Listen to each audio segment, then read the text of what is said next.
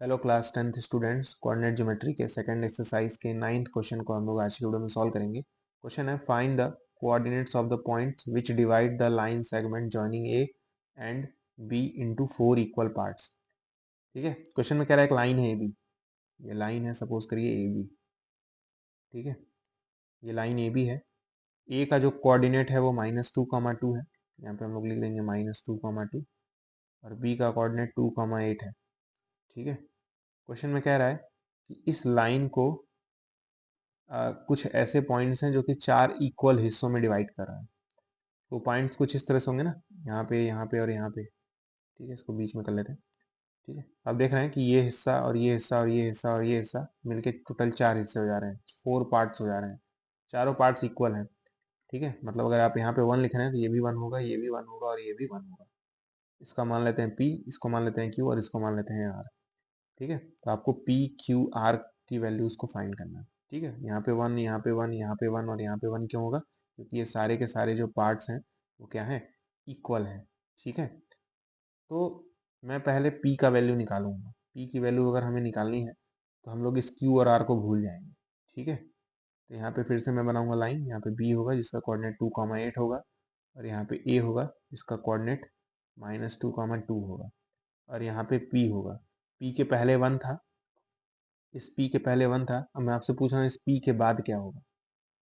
ये पूरा का पूरा पार्ट जो है 1 और 1 और 1 मिलके क्या हो जाएगा, 3 हो जाएगा। तो इसलिए यहाँ पे 3 लिखेंगे। ठीक है, अब आप ऐसा कह सकते हैं कि जो P है वो इस लाइन को 1:3 के रेशियो में डिवाइड कर रहा है, तो सेक्शन फॉर्मूला यूज किया जा सकता है। ठीक है, P के कोऑर्डिनेट को x, y मान लिया जाए, तो जो x होगा वो कैसे निकलेगा? इस 1 को आप मल्टीप्लाई करिए 2 में, 2 आएगा, बीच में प्लस लगाइए। 3 को मल्टीप्लाई करिए -2 में, तो क्या आ जाएगा, -6 आ जाएगा, और डिवाइड करिए 1 और 3 के सम से, यानी 4 से। ठीक है, ये तरीका मैंने कई बार बताया, अगर आप शुरू से हर एक वीडियो देखना तो आपको समझ में आ रहा होगा। ये क्या आ जाएगा, -4/4 दैट इज -1। तो x की वैल्यू क्या आ जाएगी, -1 आ जाएगी। ठीक है, अब हमें y की वैल्यू को निकालना होगा। तो y की वैल्यू को निकालने का तरीका क्या है? फिर वही तरीका, इस 1 को इस 8 में मल्टीप्लाई करेंगे तो 8 आ जाएगा, बीच में प्लस। इस 3 को मल्टीप्लाई करेंगे इस 2 में तो क्या आ जाएगा, 6, और डिवाइड किससे करेंगे, 1 और 3 के सम से, यानी 4 से। तो ये 8 + 6 14 हो जाएगा, डिवाइड बाई 4। 2 2 ज़ा 4, 2 7 ज़ा 14, 7/2 मतलब 3.5। ठीक है, तो x और y दोनों की ही वैल्यू आ गई। p का कोऑर्डिनेट था x, y, तो p का वैल्यू क्या हो जाएगा, -1, 3.5। यही हमारा आंसर है। p का वैल्यू आ गया, अब q का वैल्यू निकालेंगे। तो q का अगर वैल्यू निकालना है, q का अगर वैल्यू निकालना है तो आपको p को भूलना होगा। p को भूल जाएंगे और r को भूल जाएंगे। ठीक है, p और r को भूल जाएंगे तो बीच में पड़ेगा q। ठीक है, अब q के पहले देखिए 1 और 1 है, मतलब 2 होगा, और q के बाद जो है वो 1 और 1 है, फिर से 2 हो जाएगा। ठीक है, और आप ऐसा कह सकते हैं कि q जो है वो इस लाइन AB को 2:2 के रेशियो में डिवाइड कर रहा है। ठीक है, इसको मैं मिटा दूँ, आप नोट कर लीजिएगा। P का कोऑर्डिनेट मान लीजिए x, y। ठीक है, फिर से वही तरीका, x की वैल्यू को अगर निकालना है क्या करेंगे, इस 2 को मल्टीप्लाई करेंगे इस 2 में तो क्या आ जाएगा, 4, बीच में प्लस लगाएंगे। इस 2 को मल्टीप्लाई करेंगे इस -2 में तो क्या आ जाएगा, -4, और फिर 2 और 2 के सम से डिवाइड करेंगे, यानी 4 से डिवाइड करेंगे। ठीक है, तो 4 और -4 मिलकर 0 हो जाएगा, 0/4 मतलब 0। x की वैल्यू तो 0 आ गई। y की वैल्यू को अगर निकालना है तो क्या करेंगे, इस 2 को मल्टीप्लाई करेंगे 8 में, तो y इक्वल्स टू क्या जाएगा, 16, प्लस इस 2 को मल्टीप्लाई करेंगे इस 2 में तो क्या आ जाएगा, 4, और फिर 4 से डिवाइड करेंगे तो ये 20/4 दैट इज 5 हो जाएगा। ठीक है, इस तरह से x और y की भी वैल्यू आ गई q के लिए। तो q का कोऑर्डिनेट क्या हो जाएगा, x की वैल्यू आई है 0 और y की वैल्यू है 5, तो 0,5। ठीक है, अब हम लोग r निकालेंगे।